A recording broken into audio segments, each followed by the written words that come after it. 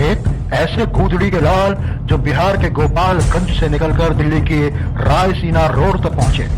एक ऐसे नेता जो मुख्यमंत्री बनने के बाद भी अपने भाई के 2 कमरों वाले मकान से शासन चलाते रहे। क्वार्टर आई सर्वेंट क्वार्टर है, उसमें मैं रहता हूँ। मतलब वो क्वार्टर चीफ मिनिस्टर का? चीफ मिनिस्टर का। अच्छा, तो आप उसमें नहीं जाते? वो क्वार्टर है, आई सर्वेंट क्वार्टर है, मतलब वो सरकारी हम इसी में एक ऐसे जननायक जो अस्पताल में आए मरीजों के परिजनों के लिए खुद खड़े होकर रैन बसेरे बनवाते रहे। एक ऐसे आत्मबल युक्त मुख्यमंत्री जो बुखार से तपते अपने बेटे को इलाज करवाने के लिए पटना मेडिकल कॉलेज की लाइन में लगते रहे। घमंड से कोसों दूर एक ऐसे मुख्यमंत्री जो अपने हेलीकॉप्टर को बीच खेत में रुकवाकर गांव वालों को हेलीकॉप्टर में, एक ऐसे मिलनसार व्यक्ति जो किसी भी ग्रामीण के घर जाकर खाना खाते और फिर मर्दों से पूछते खैनी है क्या। आज के अपने इस वीडियो में हम ऐसे ही जमीनी नेता लालू प्रसाद यादव जी की बात करेंगे और जानेंगे कि ये असाधारण जीवट वाला व्यक्ति जेल की सलाखों के पीछे कैसे पहुंचा। क्या ये जातिवाद का शिकार हुए? इस चलिए हम आपको भारत में हुए कुछ बड़े घोटालों की सूची देते हैं। आप पता लगाइए इन घोटालों के समय किस किस की सरकार थी और कितने मुख्यमंत्रियों का इस्तीफा हुआ। हम भी मानते हैं कि इत्तेफाक होते हैं, लेकिन ये इत्तेफाक ऐसे थे जो लालू प्रसाद यादव जी की समस्याओं को, उनकी मुश्किलों को बढ़ाते ही चले गए। इस वीडियो में हम जो बताएंगे वो मात्र सांकेतिक होगा, आप स्वयं इसके आगे के अंदाजे लगा सकते हैं।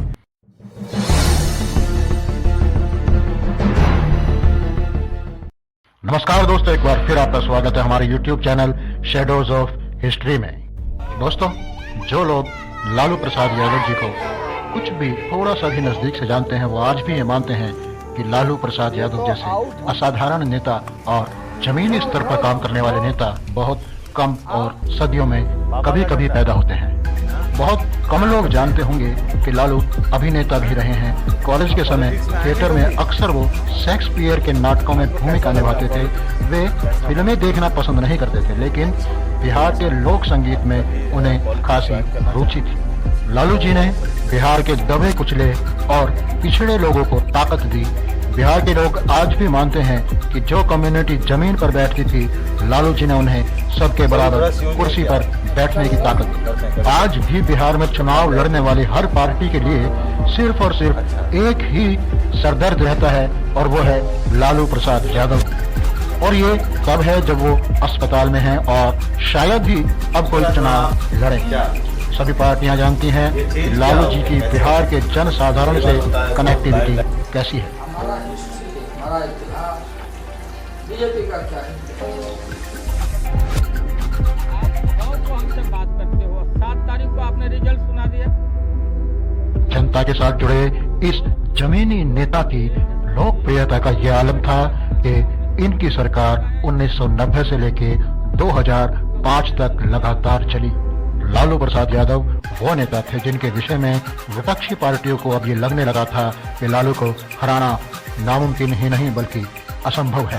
उनकी लोकप्रियता को इससे भी जाना जा सकता है कि वो बिहार तो क्या, भारत के किसी भी हिस्से में यदि भाषण देते तो लाखों लोगों की भीड़ उन्हें सुनने के लिए इकट्ठी हो जाती। लेकिन ये राजनीति है और राजनीति सदा स्थिर नहीं रहती। भविष्य की उथल पुथल से बेखबर लालू जी का शासन बिहार के लोगों को पसंद आ रहा था। केंद्र में जनता दल की सरकार थी जिसे बीजेपी का भी बाहर से समर्थन प्राप्त था। अब यहाँ से आगे जो कुछ हम आपको बताएंगे उसे आप कुछ तो खुद समझिएगा और कुछ हम बताएंगे। सितंबर 1990 की शुरुआत थी। आडवाणी जी की प्रस्तावित कार सेवा का लोगों के बीच बड़े पैमाने पर कौतूहल बना हुआ था, जिसकी जानकारी बीजेपी के नेताओं को भी मिल चुकी थी। ऐसे में प्रमोद महाजन जी का आगमन आडवाणी जी के घर हुआ और उन्होंने सलाह दी कि कार से यात्रा करके कुछ हासिल नहीं होगा, क्योंकि कार से लोगों से बात नहीं की जा सकती। इसकी जगह यदि हम खुली जीप या छोटे ट्रक का इस्तेमाल करें तो ज्यादा ठीक रहेगा और इसे राम रथ यात्रा नाम किया जाए तो असर दूर तक होगा। कुछ असमंजस के बाद आडवाणी जी ने सहमति दे दी और 25 सितंबर 1990 को यात्रा की शुरुआत का दिन चुना गया। तय समय पर यात्रा शुरू हुई और देश के अन्य राज्यों से होती हुई बिहार की तरफ बढ़ी। अपने फेसबुक पेज पर की गई एक पोस्ट में लालू जी लिखते हैं कि रथ यात्रा के दौरान प्रधानमंत्री वीपी सिंह जी ने उन्हें बुलाया और रथ यात्रा के विषय में जानना चाहा। उन्होंने पूछा कि क्या वो आडवाणी को रोकने का प्लान बना रहे हैं। उस वक्त वहां महबूबा मुफ्ती के पिताजी मुफ्ती मोहम्मद सईद भी बैठे थे, जो उस वक्त गृह मंत्री थे। लालू जी ने जब कोई खास जवाब नहीं दिया तो मुफ्ती मोहम्मद सईद ने कहा कि आप क्यों इस चक्कर में खुद को डाल रहे हो, निकल जाने दीजिए रथ यात्रा। जिस पर लालू जी ने भड़कते हुए कहा कि आप लोगों को सत्ता का नशा चढ़ गया है। उनका सीधा मानना था कि ये रथ यात्रा यदि बिहार में घुसी तो यहाँ दंगे भड़कने की पूरी संभावना है। मुख्यमंत्री होने के नाते मैं 24 घंटे इस पर नजर रखे हुए हूँ। देश हित में अगर इंसान ही नहीं रहेगा, इंसान नहीं रहेगा तो मंदिर में घंटी कौन बजाएगा या कौन बजाएगा? जब इंसानियत पर खतरा हो, इंसान नहीं रहेगा तो मस्जिद में इबादत कौन देने जाएगा? 24 घंटा मैं निगाह रखा हूँ। मैं इस मंच के माध्यम से पुनः श्री आडवाणी जी से अपील करना चाहता हूँ, अपनी यात्रा को स्थगित कर दें। पूरा उनकी सुरक्षा का भी व्यवस्था किया, लेकिन दूसरे तरफ हमारे सामने सवाल है, अगर एक नेता और एक प्रधानमंत्री का जितना जान का कीमत है उतना आम इंसान का जान का भी कीमत है, हम अपने राज्य में मतलब दंगा फसाद को फैलने नहीं देंगे।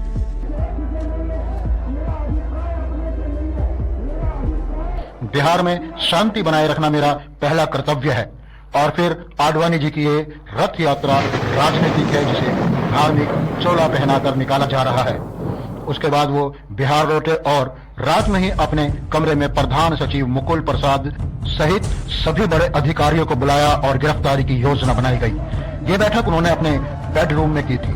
इसके बाद रातों रात एक हेलीकॉप्टर भेजा गया और सर्किट हाउस में ठहरे आडवाणी जी को गिरफ्तार कर लिया गया। बवाल होना था, निश्चित होना था और हुआ भी। लेफ्ट और बीजेपी के समर्थन से बनी वीपी सिंह सरकार गिर गई, लेकिन इसके बाद लालू यादव बिहार के इतने बड़े सेक्युलर नेता बन गए कि 1990 से लेकर 2005 तक बिहार में एक ही सत्ता चली, लालू प्रसाद यादव की सत्ता। उनकी लोकप्रियता का आलम हम आपको पहले बता ही चुके हैं और ये भी बता चुके हैं कि राजनीति सदा स्थिर नहीं रहती। इसके आगे हम आपको जो बताएंगे, हम चाहते हैं कि उस पर आप खुद भी अपने विवेक अनुसार विचार करें। 1 फरवरी 1993 को एक ऐसा दृश्य रांची एयरपोर्ट पर देखने को मिला जैसा अक्सर हमारी हिंदी फिल्मों में दिखाया जाता है। रांची आयकर विभाग को सूचना मिली कि रांची एयरपोर्ट से विमान के जरिए भारी मात्रा में नकदी, हीरे व सोना ले जाया जा रहा है। नकदी लेकर जाई जा रही है। विभाग के अधिकारी भागकर रांची एयरपोर्ट पर पहुंचे। तब तक विमान रनवे पर खिसकना शुरू हो गया था। विमान को रुकवाया गया, तलाशी ली गई। तलाशी के दौरान पशुपालन विभाग के एक अधिकारी और उसी विभाग से जुड़े एक ठेकेदार के पास से करीब 3 करोड़ रुपए की नकदी आयकर विभाग के अधिकारी बड़ी तादाद में एयरपोर्ट हीरे पर और सोने पहुंचे, के तब तक गहने विमान बरामद हुए। रनवे पर सरकने लगा था। आयकर अधिकारियों ने उस सरकते विमान को रुकवाया और तलाशी ली गई। इस तलाशी में पशुपालन विभाग के एक अधिकारी व ठेकेदार के पास से करीब 3 करोड़ रुपए की नकदी और हीरे व सोने के गहने प्राप्त हुए। अब मेरी समझ में तो यही नहीं आ रहा कि इतनी भारी मात्रा में नकदी, हीरे व सोना लेकर ये अफसर और ठेकेदार जहाज में पहुंचे कैसे? चेकिंग वैकिंग भी तो कोई चीज होती है ना। ऐसे तो कोई भी कुछ भी लेकर यात्री विमान में चढ़ जाएगा। न ये समझ में आ रहा कि आयकर विभाग के अधिकारियों ने एयरपोर्ट फोन करके जहाज को रोकने के लिए क्यों नहीं कहा। यदि ये अधिकारी 1 मिनट और लेट हो जाते तो जहाज तो निकल जाता ना। शायद जल्दबाजी में भूल गए होंगे। चलिए आगे बढ़ते हैं। इसके बाद लगातार कई जगहों पर छापेमारी हुई। जनवरी 1996 को बिहार की लालू प्रसाद यादव की सरकार में वित्त आयुक्त के पद पर आसीन वीएस दुबे जी ने बिहार के सभी जिला कलेक्टरों और आयुक्तों को इस मामले की जांच के लिखित आदेश दे दिए, जिस पर पश्चिमी सिंहभूम जिले के आयुक्त अमित खरे ने, जो आगे चलकर मोदी के सलाहकार बने, तत्कालीन कार्रवाई की और उनकी इस कार्रवाई के आधार पर बीजेपी व अन्य विपक्षी नेताओं ने पटना हाईकोर्ट में याचिका दर्ज करा दी। 11 मार्च 1996 को पटना हाईकोर्ट ने यह मामला सीबीआई को सौंप दिया, जिसके खिलाफ बिहार सरकार सुप्रीम कोर्ट गई, लेकिन सुप्रीम कोर्ट से भी उन्हें राहत नहीं मिली और केस सीबीआई की जांच के हवाले कर दिया गया। सीबीआई की जांच में सामने आया है कि ये पूरा मामला 950 करोड़ रुपए का है। अब यहाँ आपको एक चौंकाने वाली खबर बता दें कि मुख्यमंत्री रहते हुए सबसे पहले खुद लालू प्रसाद यादव जी ने ही चारे घोटाले की जांच के आदेश दिए थे। खैर, 23 जून 1997 कांड संख्या RC 20A/96 में लालू प्रसाद यादव सहित 56 आरोपियों के खिलाफ चार्जशीट दाखिल करा दी गई। 20 जुलाई 1997 को अदालत ने उन्हें न्यायिक हिरासत में भेज दिया। 12 सितंबर 1997 को 135 दिन की न्यायिक हिरासत में रहने के बाद लालू जी रिहा हुए। 4 अप्रैल 2000 को लालू यादव पर फिर एक चार्जशीट दाखिल की गई, जिसमें उनकी पत्नी श्रीमती राबड़ी देवी जी को सह आरोपी बनाया गया। ये मामला था आय से अधिक संपत्ति रखने का। बाद में लालू प्रसाद यादव व उनकी पत्नी को अदालत ने बेकसूर ठहराया। इसी दौरान 15 नवंबर 2000 में बिहार के 2 टुकड़े हुए और झारखंड का गठन हुआ और पहले मुख्यमंत्री बने बाबूलाल मरांडी, जो कि बीजेपी के नेता थे, और 1999 की अटल सरकार में वन पर्यावरण मंत्री थे।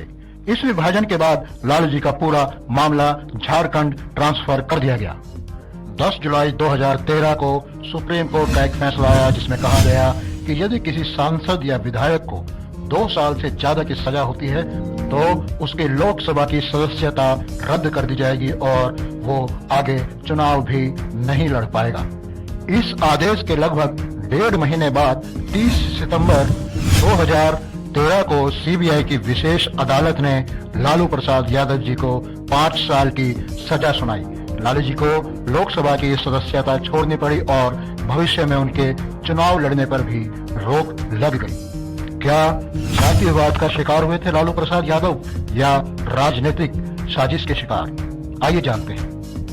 चारा घोटाले के मुख्य जांच अधिकारी रहे एपी दुराई ने अपने आत्मकथा के अध्याय 26 का टाइटल दिया है सीबीआई वर्सेस लालू प्रसाद यादव।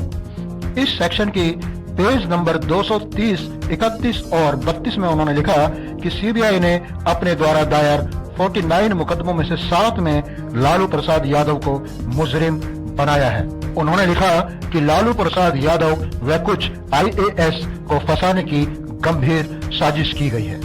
उन्होंने आगे लिखा कि मैं समझता हूं लालू प्रसाद यादव का अहिर पिछड़ा होना ही उन्हें अपराधी घोषित करने के लिए काफी था।